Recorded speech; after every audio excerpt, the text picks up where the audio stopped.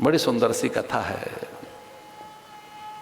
अमृत घट पिला दिया, राहु मन ताड़ गया, लेकिन तब तक तो वो अमृत उसके उदर में सरक चुका था। उसे केतु का निर्माण हुआ, भयानक युद्ध हुआ, बलि परास्त हुआ। और देखिए, हमने यहाँ से कथा आरंभ की थी, जो धर्म में चलते हैं, धर्मम चर सत्यम वद, जो धर्म में रहते हैं भगवान उनका साथ देते हैं। गुरु संग लग गए, बृहस्पति नारायण मोहिनी बनकर आ गए और धर्म सिद्धि के लिए भगवान इंद्र के सहायक बन गए। लेकिन शुक्राचार्य ने अपनी ब्रह्म विद्या से, संजीवनी विद्या से उन्हें पुनः जीवन दिया और उनसे कहा कि अब तक तो छल से आप स्वर्ग के सुख भोगना चाहते थे, अब यज्ञ बल से, मैं यज्ञ की विधा सिखाता हूं, यज्ञ करूं, 100 यज्ञ पूरे हो गए तो स्वर्ग पर हमारा अधिकार बन जाएगा। अब छल करके स्वर्ग नहीं लेंगे, मंत्र से स्वर्ग लेंगे, यज्ञ से स्वर्ग लेंगे। इसलिए उन्होंने कहा कि जैसे द्वार पर कोई याचक, भिक्षुक, अतिथि, आगंतुक, अभ्यागत आए तो उसकी कामना की पूर्ति करना है, तुझमें काम को चेष्टा न रहे, भूमि शयन करेगा, अल्पहारी रहेगा और तेरे मन में लोभ न आए, काम न जगे, क्रोध न जगे, ईर्षा न जगे, प्राय मौन में रहेगा तो तेरा व्रत सिद्ध होगा। धन्य है गुरु। उन्होंने कहा कि अब तक मैं इसे अच्छी बात सिखा नहीं सका, इस बहाने से अच्छी बात बताते हैं।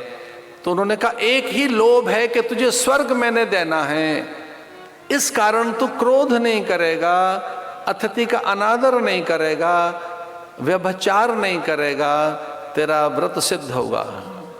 ये 100 यज्ञ कर ले। और बलि ने 99 यज्ञ कर लिए। यज्ञ वह विष्णु, गुरु के कहने से 99 यज्ञ कर लिए बलि ने, और अब 100वां यज्ञ रहता है। देवता फिर से विचलित हुए, अपनी माँ के चरणों में गिर पड़े, कहने लगे माँ अगर ये 100वां यज्ञ हो गया बलि का तो हमारा स्वर्ग फिर हमसे छिन जाएगा। उपेंद्र पैदा कर, नारायण का आह्वान कर, हमारे जीवन में भगवान पुनः आए, ऐसे व्रत कर। और अदिति तैयार हो गई।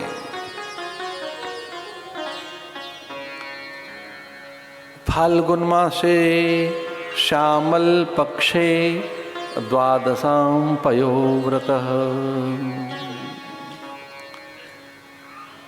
पयोव्रतः, एक पयोव्रत बताया गया है भागवत में। पय कहते हैं दूध को, कि दूध से ही व्रत रखना है। फलव्रत, कई बार एक फल से व्रत रखना है। जल व्रत, केवल जल पीकर ही व्रत रखना है। एक और व्रत है वायु व्रत, केवल वायु ही लेनी है और कुछ नहीं लेनी है। ऐसे व्रत बताए गए। अहिर्निश यानी 24 घंटे केवल वायु पर रहना है, जल पर नहीं। या जल पे रहना है तो जल कण पे रहना है। या पयोव्रत करना है तो कितना दूध पीना है, चंद्रायण में कितना लेना है, घटेगा बढ़ेगा, उसके क्रम है। स्थिति क्रम, संहार क्रम। किस क्रम से? सृष्टि क्रम से कर रहे हैं व्रत, या स्थिति क्रम से, या संहार क्रम से?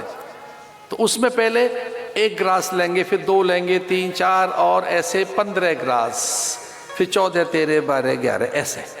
या पहले 16 ग्रास, फिर 15, 14, 13। मध्य प्रदेश के एक साधक बहुत जिद करने लगे थे और उनका बड़ा आग्रह था कि जी किसी तरह से हमको ये व्रत करवा दो। तब उन्होंने 1 बादाम से किया था। दिन में 1 बादाम 24 घंटे में, दूसरे दिन दूसरा, तीसरा, ऐसे वो 15 बादाम तक पहुंचे थे। फिर 14, 13, 12, 11। एक साधक आए, बहुत जिद करने लगे कि हम करेंगे, हमें करवाइए। तो बड़ा मना किया हमने, तो माने नहीं वो साधक। तो मैंने कहा क्या तय किया है? बोले हमने तिल तय किया है। उन्होंने बताया 1 तिल, 2 तिल, 3 तिल, 4 तिल, 5 तिल, तिल से किया उन्होंने। इन्हें किनको व्रत करने चाहिए ये? ऐसा शास्त्र कहते हैं स्त्री स्वयं में एक व्रत है। प्राय स्त्री को ऐसे व्रत नहीं करने चाहिए। वो कभी माँ है, पत्नी है, भार्या है, भगनी है। स्त्री तो स्वयं में एक व्रत है। अतिथि को व्रत नहीं करवा सकते, रोगी को व्रत नहीं करने चाहिए, वृद्ध को व्रत नहीं करने चाहिए। यति और सन्यासियों के लिए व्रत नहीं बताए। सन्यास तो अपने महाव्रत है। कुछ सन्यास को पूरा साध ले तो और क्या व्रत करेगा वो? सन्यास तो अपने में महाव्रत है। अग्निहोत्री हैं आप, तो व्रत तो है ही आपका। तो किन किन को व्रत नहीं बताया? अतिथि, बालक, बूढ़ा, रोगी, यति, गर्भिणी स्त्री और कन्याएं, छोटी बालिकाएं। तो किन को व्रत करने चाहिए? जो हिष्ट पुष्ट हैं, स्वस्थ हैं। एक खास आयु में ही तो व्रत होंगे। ऐसे हठ में आप व्रत करने लगे, देखा देखी साधे जोग, छीजे काया, बाढ़े रोग। हम भी ऐसा व्रत कर लेते हैं जी। किसी के देखने से मत करो, किसी को के द्वारा व्रत मत करिए, गुरुओं से पूछ के करो। आपकी कौन सी प्रकृति, वात पित्त कफ की, आपकी जैसी प्रकृति वैसा वो व्रत बताएंगे। हठ में व्रत मत करो, क्रोध में व्रत मत करो। ध्यान रखना, पूछ के करना। ये गुरु इसीलिए तो हैं कि आप इनसे मार्गदर्शन लें। हठ में व्रत कभी नहीं करना चाहिए, कभी नहीं। चंद्रायण व्रत, कर्क चतुर्थी का व्रत बताया स्त्रियों के लिए। पर कब और किन के लिए?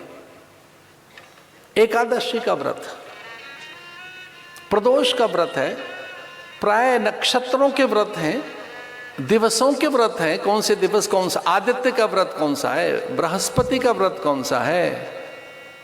कौन से व्रत हैं बृहस्पति के, यानी गुरु व्रत क्या है? अतिथि का व्रत क्या है? इससे बड़ा और क्या व्रत होगा? पहले अतिथि को खिलाएंगे फिर ग्रहण करेंगे, पहले सूर्य को अर्घ देंगे फिर जल ग्रहण करेंगे, पहले गौ माता का ग्रास जाएगा फिर ग्रहण करेंगे, पहले कुछ अर्पण करें तब सिद्धि होगी किसी कार्य की। आओ 3 व्रत हम बताते हैं जो भारत के लोग युगों युगों से करते चले आ रहे हैं। हमारे साथ बोलो, अर्पण, तर्पण, समर्पण। 3 व्रत हो तो गए इसमें। बोलिए अर्पण। अरे कुछ अर्पण करो, योग्य को, पात्र को, जो योग्य हैं, पात्र हैं, उनको कुछ अर्पण करो। तर्पण, पितरों का, देवताओं का, यज्ञ के द्वारा तर्पण होता है। ब्रह्म यज्ञ कीजिए, स्वाध्याय कीजिए, सदग्रंथों का अध्ययन करिए, जितेंद्रिय बनो, यही तो तर्पण है। फिर तीसरा है समर्पण, भगवान के होके जियो, उनको समर्पित हो जाओ। प्रतिज्ञा करो कि जो कुछ है उनका है,